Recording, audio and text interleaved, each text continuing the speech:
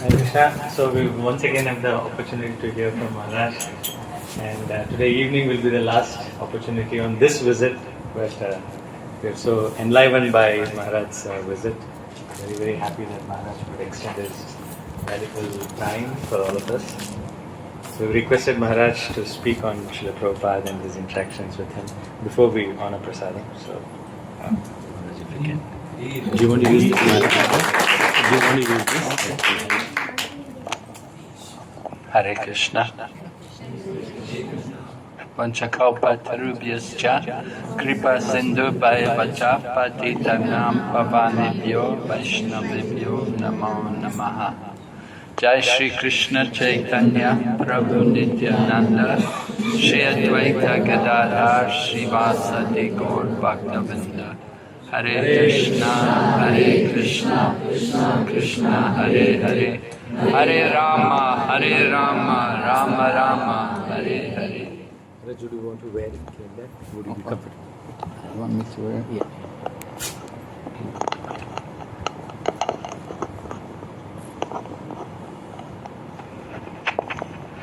Okay, Hare Krishna. So you want me to speak about Srila Prabhupada? Well, I didn't have any real interactions with Srila Prabhupada. I was a very new devotee, a very stupid devotee. So I just tried to hear Srila Prabhupada. But I did see Srila Prabhupada in many places. I joined in London, and of course I got my initiation, my first initiation there in London. So when I joined in London, we had a very small yatra. Most of you were not even born. Yeah. 1971. We had about, there was about 15 devotees maybe there. I was 21, I just finished my university, I graduated and I came to London. I graduated up in Edinburgh and I came to London working, and I purchased a Krishna book one day from a bookstore. So I brought the book home and showed it to my friend, and he said, hey, I've got a book by the same person. This was 1971, you know, the devotees were not very active really, but somehow he already had another book. I purchased a Krishna book from a shop somewhere in London, and he got a book, the Topmost Yoga System.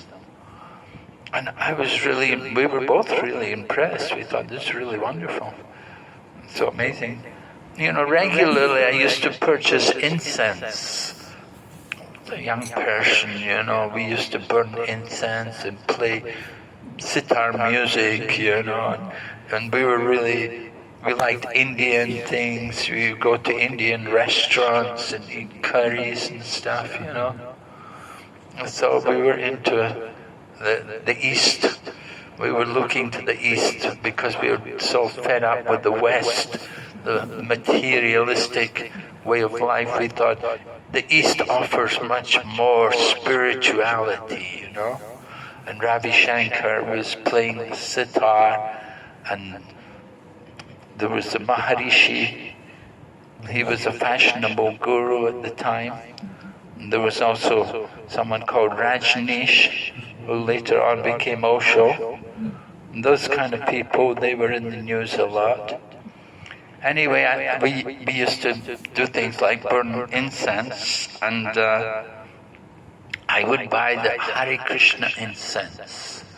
Somehow the devotees, when they came to London, they brought the incense business with them from America, because they began it in the USA, making incense. And the devotees who came to London, they also started to make incense, because at that time it was quite helpful to support the devotees to maintain the center.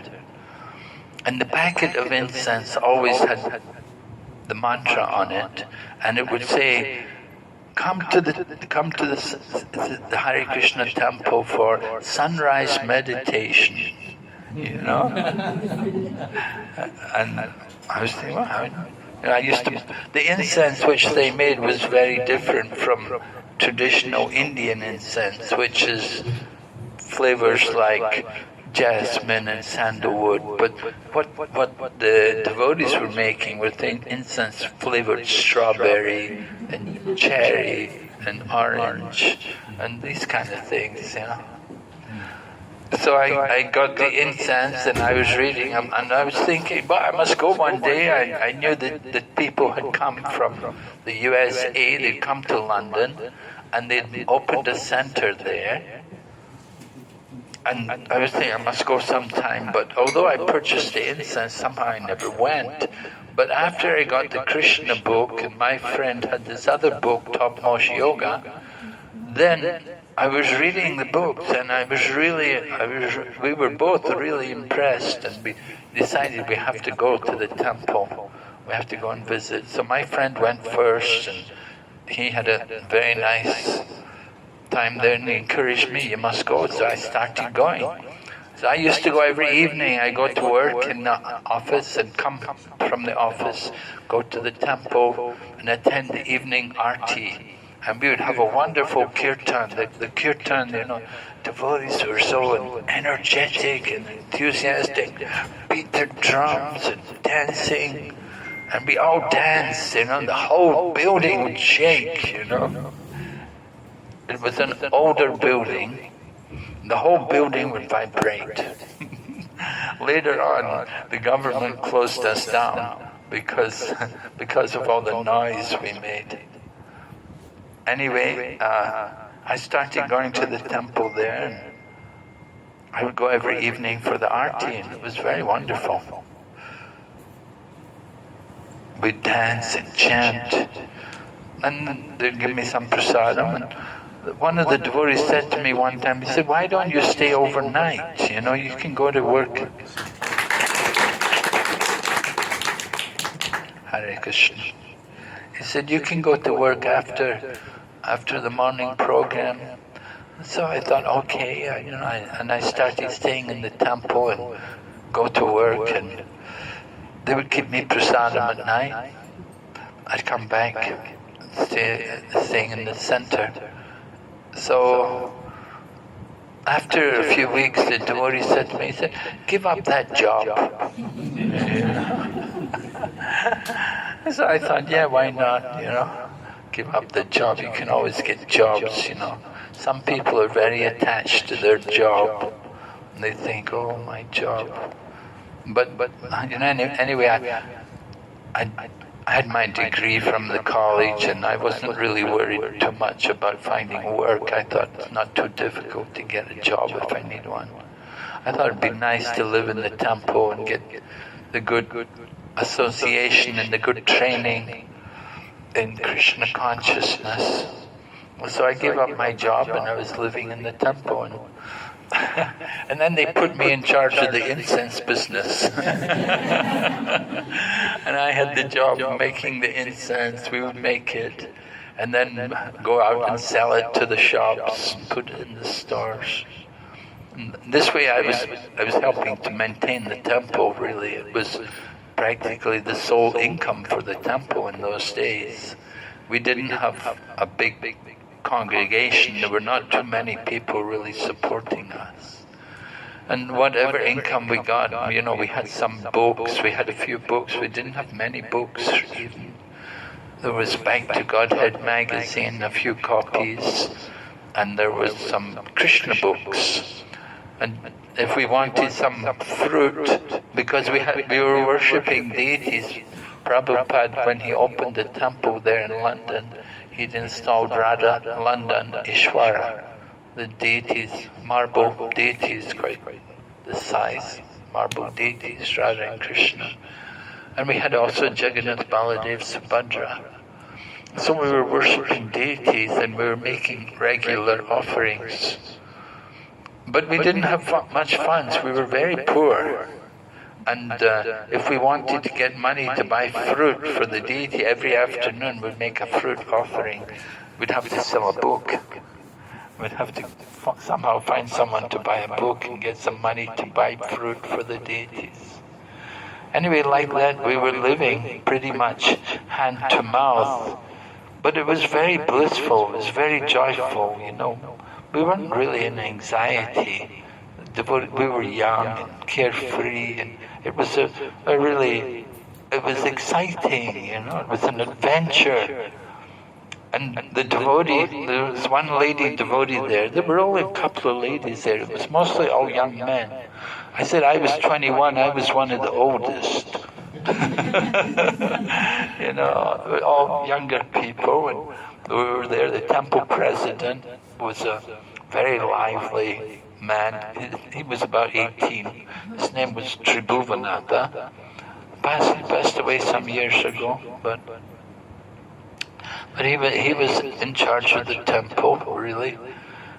The devotees who had come there to open the temple, there were the three householder couples. They're quite famous, and Yamuna Mataji, who sings on the Govinda, and her husband Guru Das, and then there was Shyam Sundar and his wife Malati with their child Saraswati, and there was also Mukunda and his wife Janaki.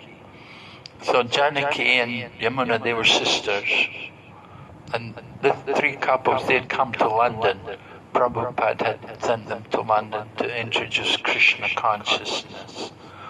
And they struggled for a year, but they were very, somehow they were so successful that Shyam Sundar was able to meet with George Harrison, and they really made a friendship together. They became very close friends, and George Harrison had the devotees make a record, and they recorded the Hare Krishna mantra, and it immediately became very successful, very popular all over Europe and in America. So the recording of the Maha Mantra, it was regularly heard on the radio and on television. I was a student at the time. That was where I first heard the Maha Mantra. The devotees, they released the Maha Mantra, and then the second record they released was Govinda, the Govindam song. And so that was also a little successful. And then they made a long playing, what they call an LP, which was a collection of songs together. And I had become a devotee by the time that long playing record was released. I'd already joined the temple. I remember we were distributing literature, distributing advertisements, promoting the record.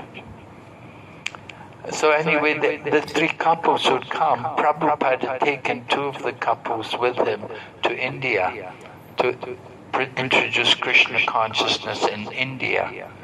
And Mukunda was left there with his wife Janaki, and Janaki decided she wanted to go back to the US, and Mukunda was left there on his own, so he also went after some time. And there were just very young devotees left there. They were all young people, but they were very convinced about Krishna consciousness and very enthusiastic. So I came to Krishna consciousness in those days. There was one Indian devotee. I was impressed. I thought, wow, even the Indians are joining this. Yeah, people laugh now when I say that, but that was the situation. There was only the one Indian man. Yeah, he was a few years older. Now he's Subhag Swami. You know Subhag Swami? Yeah, Subhag Swami. He joined in London. What happened was actually he's a Bengali from quite a wealthy family in Calcutta, And when he was a young man, he was often going to things like Ramakrishna Mission and stuff like that, and associating with sadhus. So his parents were worried, we'll send him to London so he doesn't get... So they sent him off to London for education, and who does he meet but a Hare Krishna devotee? And he immediately, moved in the temple. So I got initiation same time as him. When Prabhupada came there, another person who was also initiated at that time was Mahavishnu Swami. Yeah, so he also was. We were about, Prabhupada came there. He just initiated everybody, who was there. Some people had already been, 2 or 3 had been initiated by mail. And everyone else, we all got initiation when Prabhupada came there. So there was the one lady there. There were a couple of ladies. One was French, and the other was American. And this French lady, actually, she was the one who Prabhupada sent to Russia to marry the Russian man. She was the pujari, and she would do all the puja every day. Yeah, she was alone, the only Brahmin, and she was doing all the puja. So she was a very dedicated soul. And she would always say, Prabhupada's coming soon, Prabhupada's coming soon. And so she said that for months and months, Prabhupada's coming very soon, Prabhupada said he's coming. Finally Prabhupada came, he did come.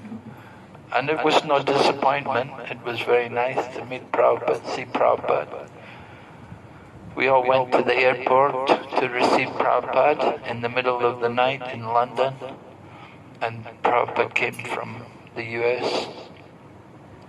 And Prabhupada just came and he saw all of us there. We were all young. So Prabhupada just, okay, go to the temple, let's go back to the temple. And we went back to the temple. Prabhupada was already there. He had us all in his room. We had one room for Prabhupada there in London at that time. We had a small place. It was it's still there. It's not far away from the British Museum, just like 2 minutes away from the British Museum. And it was like, there were 5 floors or so. There was a basement, then on the ground was a temple, and then above the temple was Prabhupada's room. And then above Prabhupada's room we had the women's ashram, and above that was the men's ashram. We were on the top, and there was an attic. In the attic, sometimes I would be making the incense up in the attic, So, and each of the rooms, they were not the area was not as big as this room. So it wasn't a very big place.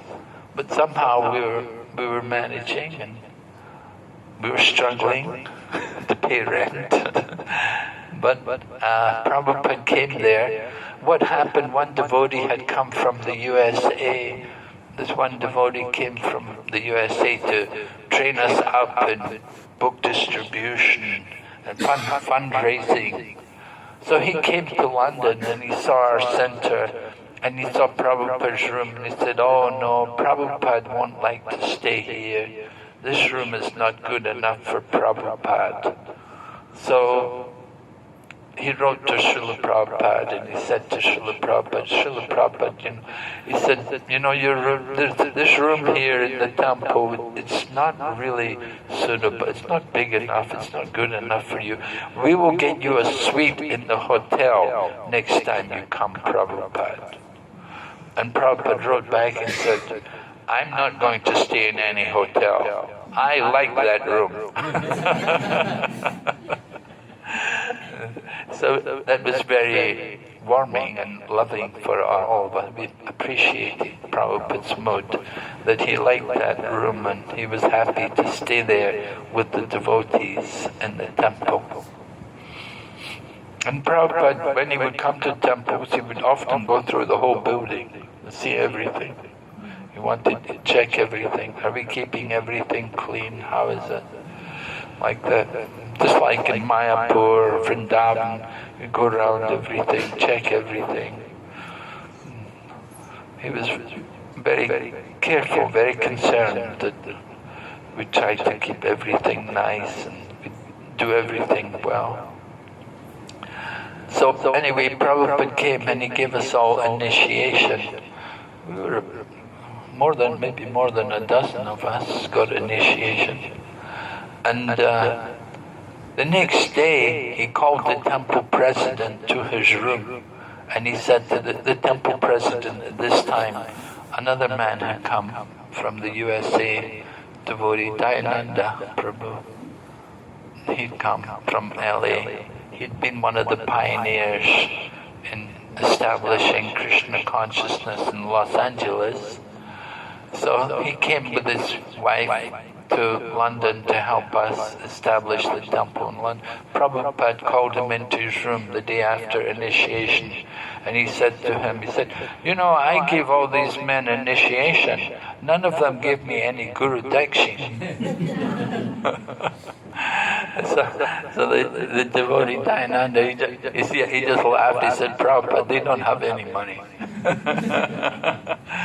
You know, we were quite poor. You know, whatever money I had when I joined, I gave it to the temple, and it was used to pay the bills and like that. Anyway, Prabhupada laughed. He said, yeah, that this England, they took so much wealth from India and still they're struggling. So Prabhupada understood something of our situation. Another time it happened, some years later, Prabhupada came to England. It was a few years later, not long, like 1974. So Prabhupada came and devotees arranged. We'd already been given Bhaktivedanta Manor. George Harrison had purchased, because he saw, you know, we were really packed in this one house, and there was a lot of people joining the movement, you know, and every day we'd be out there on Sankirtan in London distributing the holy name and trying to distribute books. So George Harrison was seeing us regularly every day, and of course London weather is not pleasant. You know, it's often wet and cold, but we would always be out there, and he was impressed, you know, with our dedication. So he wanted to help us, and he bought this Bhaktivedanta Manor for us. But the Bhaktivedanta Manor is not in the center of London, it's out in the area called Watford, suburbs of London. And so when Prabhupada arrived at the airport, the devotees one time, they arranged helicopter for Prabhupada. So we'll bring Prabhupada by helicopter to the manor. Why should he go through all the traffic and everything, you know? We'll bring him in the helicopter. And so we brought Prabhupada in the helicopter. And next year Prabhupada came. The devotees didn't have any helicopter. Prabhupada said, last year you brought me in the helicopter. And the devotees said, Prabhupada, we're still paying for it.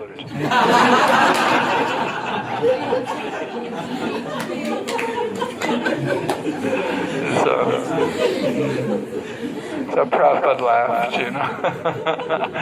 So it was very amusing. He could understand. Anyway, somehow we went on. The Krishna consciousness movement continued despite the difficulties in the beginning. The reporters, they could understand something of the difference between our Krishna consciousness movement and other spiritual organizations. They could see, for example, some of the gurus, you know, there was Rajneesh who had so many big cars and luxury villas and things, you know, so much opulence. And there was Prabhupada, you know, with his Hare Krishna devotees, the monks, and we were in our bed sheets, you know. Our dhotis were like bed sheets, and one blue sock and one red sock. You know, you had to wear socks, it's so cold, you know. but we couldn't always find a pair of socks. And you ended up with one blue one and one red. So we were a bit like that, you know. And the reporters, the news people, when Prabhupada came, they wanted Prabhupada to criticize other spiritual leaders, you know. And they would come and talk to Prabhupada. And Prabhupada explained to them, he said, well, you know, the genuine guru, he may ride in a big car, and the one who's on the bicycle, he may be a cheater. He said, you cannot judge the validity of the teachings of the guru just by how they live, just by their car or their mode of transport. He said, you have to hear from them. What are they saying? What is their message? So Prabhupada was presenting very profound teachings to them. And many of these interviews are published in the book Science of Self-Realization. If you read that Science of Self-Realization, you'll see a number of interviews there from London in those days when Prabhupada would come.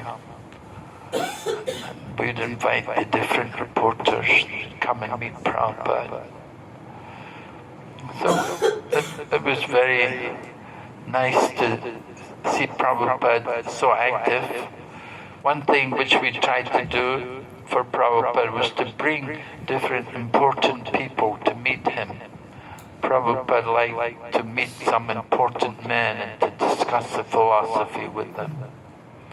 So devotees were often doing like that. We'd go around London and find out who was famous or who was important and try to bring them to meet Prabhupada. Prabhupada could talk with them. And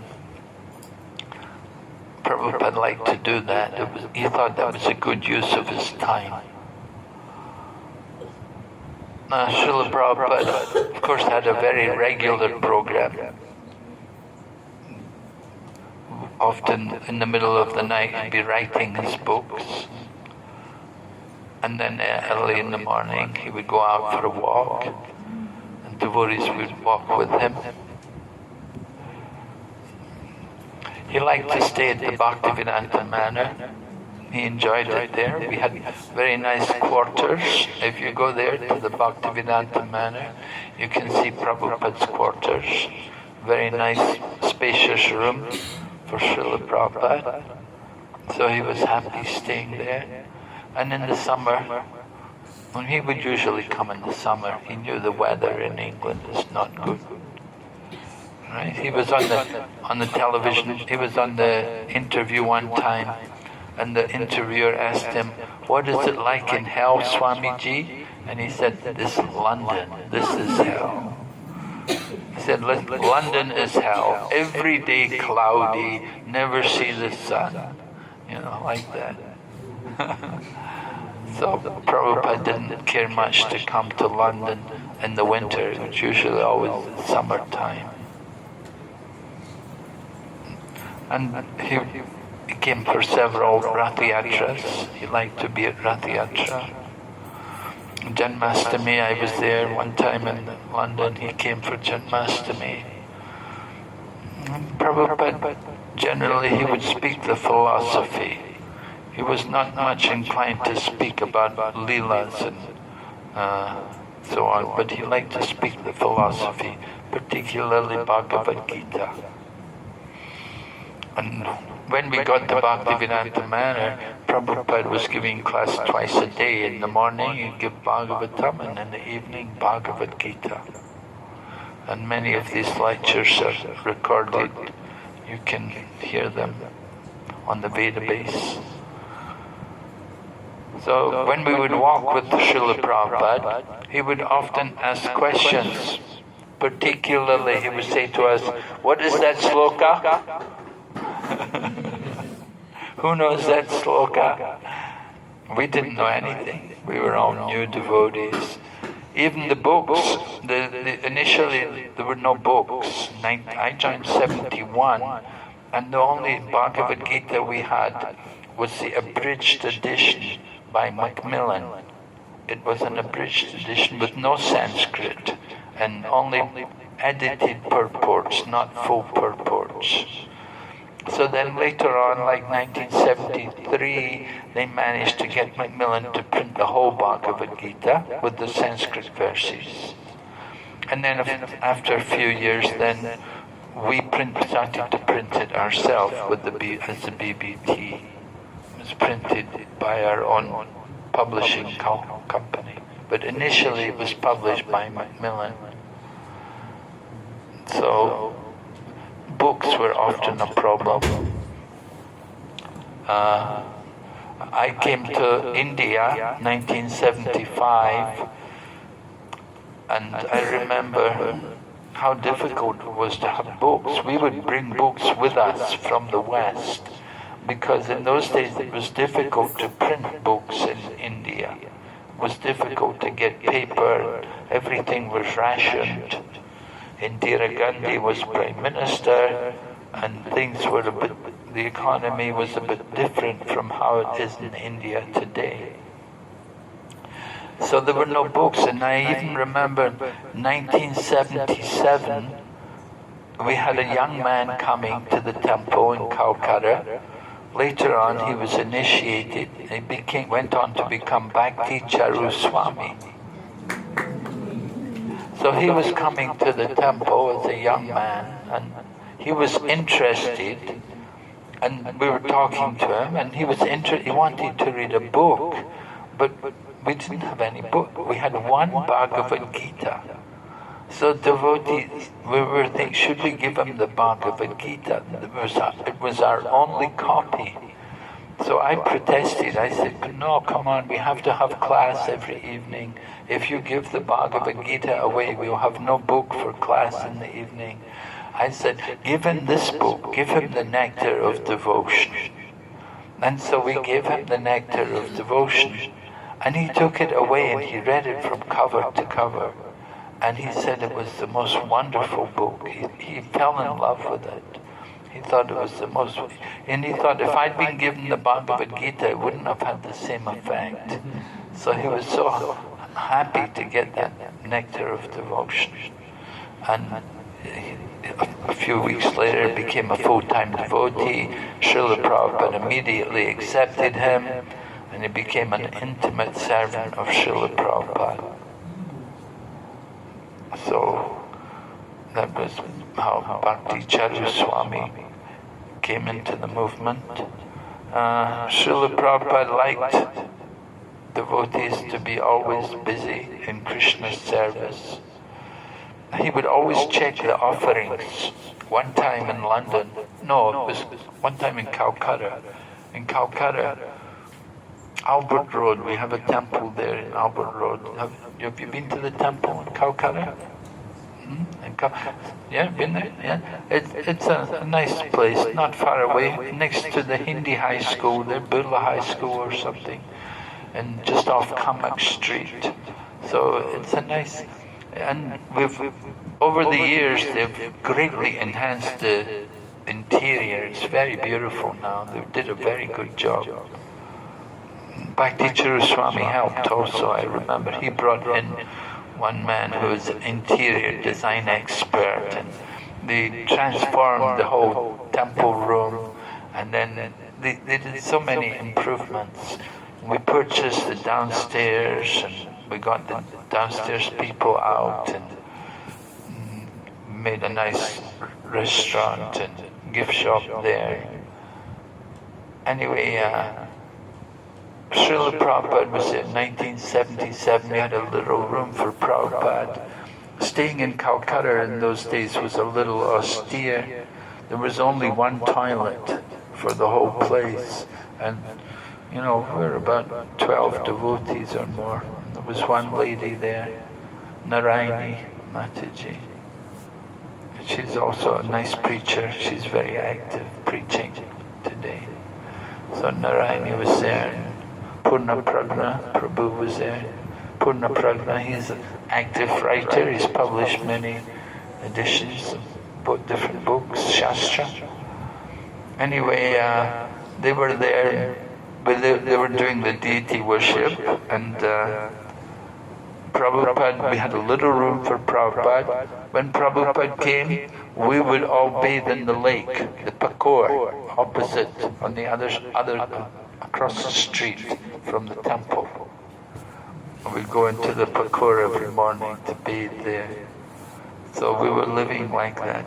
Prabhupada came, there was only one time, that was for Prabhupada. We would go and bathe in the Pakor across the road. And anyway, Prabhupada had come, he was staying in the room, small room he had there, and there was a veranda, and Prabhupada would take his massage on the veranda. Every morning he liked to have his massage on the veranda. Interesting, when he was in New York, I saw Prabhupada in Brooklyn. In New York, Brooklyn, Prabhupada would go out in the garden and have a massage. Even in Brooklyn, you know, not a very nice city. But anyway, Prabhupada liked massage, and he would go out into the garden, take a mat out there and have somebody give his massage. He liked to be like that. Anyway, Prabhupada was in Calcutta, and he liked to check the offerings to see what we were offering. So the fruit offering one day, Prabhupada said, let me see what the fruit you're offering to the deities. So they brought Prabhupada the fruit offering. And Prabhupada said, who purchased this fruit? And so the devotees said, oh, there's this one Bengali man, Debu. He was not initiated, but he was regular supporter of the temple. He's a local man, Bengali, and he would get the fruit every day. So we said, oh, Debu purchased it. And so then he said, tell Debu come and see me. So Debu went to see Prabhupada. And Prabhupada said, you are Bengali, you don't know how to buy fruit? Chastised him. I'm not buying the fruit anymore.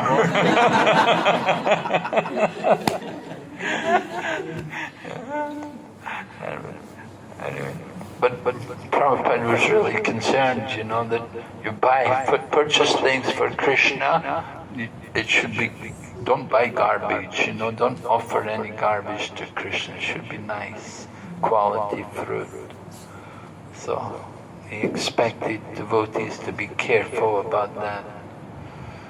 And sometimes the cooking also wouldn't be very good.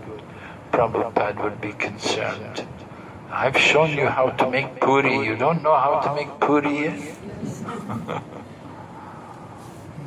So he was concerned. Another time they were cooking, this was in the West, the devotees were making sweets for the deities. So they offered some of the sweets to Prabhupada, and the sweet was made with marzipan and some chocolate and Prabhupada said, what is this? He said, I've shown you how to make Bengali sweets. Where are the Bengali sweets? Where are the rasgullas and the sandesh and the burfi? He didn't appreciate the westernization of the offerings, you know. He said, Krishna likes milk sweets. So like that. And we also had to be careful about flowers. To have nice flowers for the deity. The flowers should be fresh. They shouldn't be withered, dried up.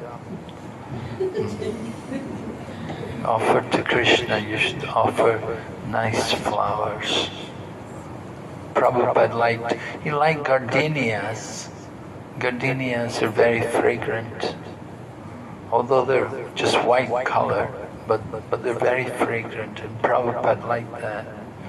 Orchids, you know, orchids look nice, but they have no smell. No smell, right? Yeah. As they say, a flower without an aroma is like a man who's good looking but bad qualities.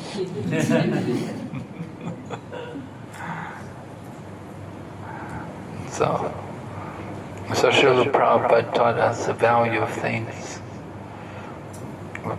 we'd take him. Prabhupada liked to go for a walk. He liked to go to parks. We'd take Prabhupada for a walk in the park. One morning in the park, Prabhupada saw a eucalyptus tree.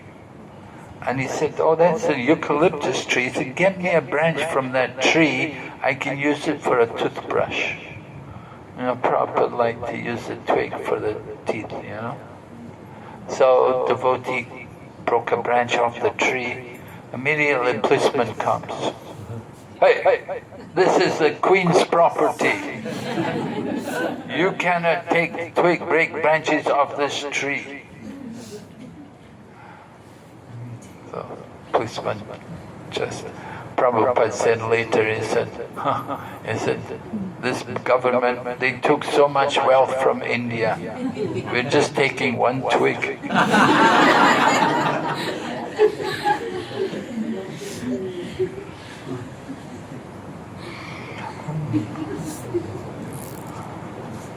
So like that, Prabhupada liked to come, visit the temples and see the devotees, encourage the devotees. He would often want to know about the book distribution. What are people saying? What are you saying to the people when you preach to them? How do you get them to take the book? And he said, you should be honest. He said, don't cheat the people. Be honest. He wanted us to have nice image in the public. He wanted that people would respect our devotees.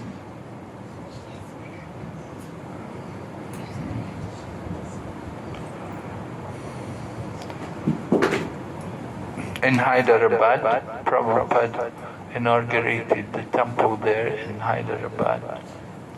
When Prabhupada came there to Hyderabad, the devotees had arranged for two of the pundits to come from Tirupati, from the Sri Sampradaya, and they came and they chanted so many nice mantras welcoming Srila Prabhupada. Srila Prabhupada was very warm with them. He very much appreciated them. They were very nice. The two pundits, they honored Prabhupada, spoke beautiful verses in Sanskrit, glorifying him. And Prabhupada honored them. He liked them also very much, thanked them very much for coming.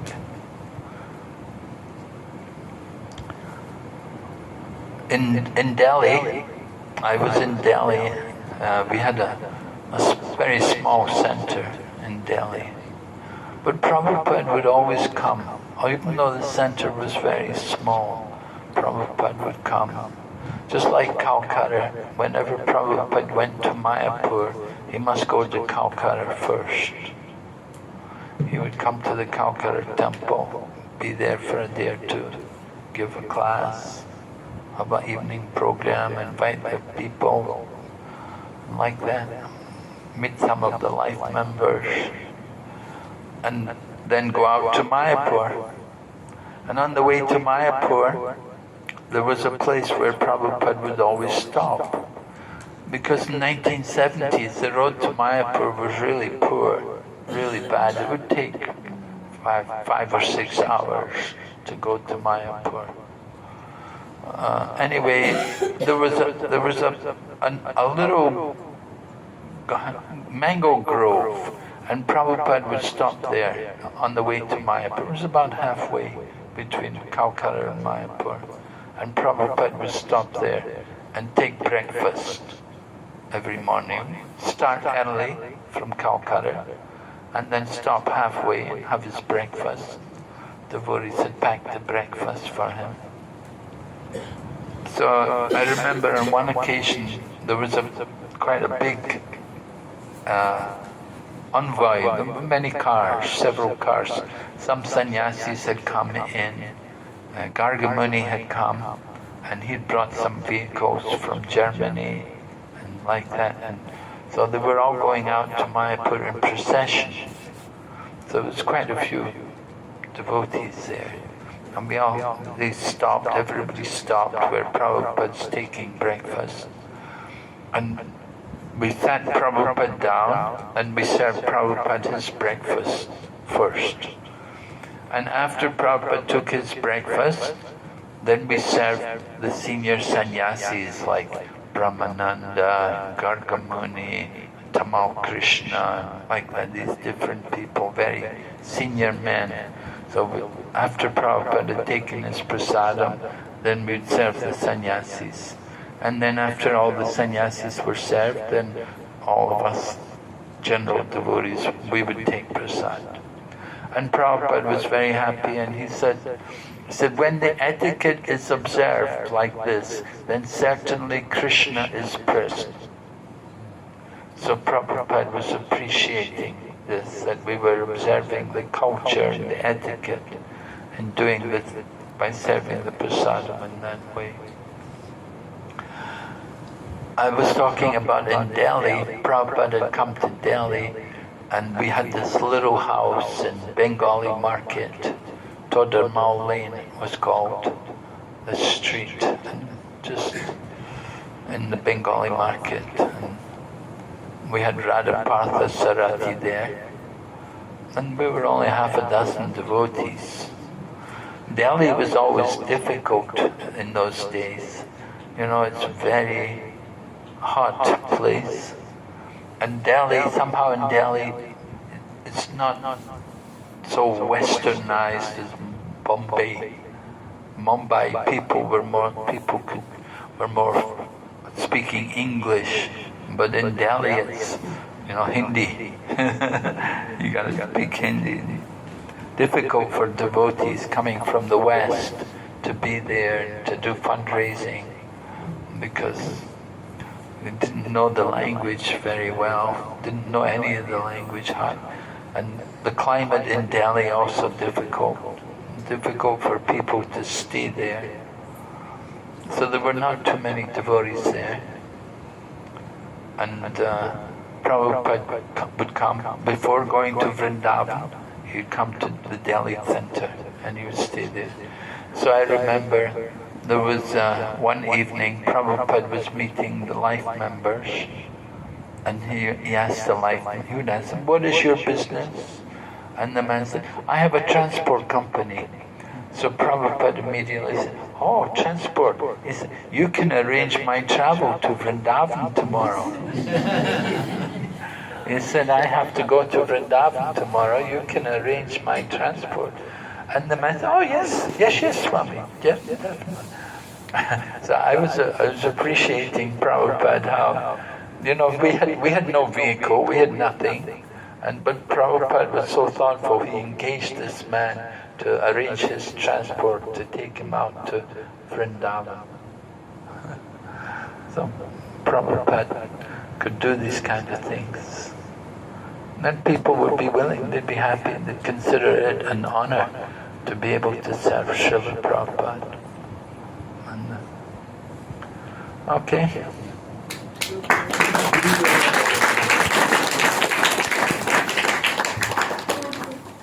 So we're so grateful to Maharaj for such a sweet talk.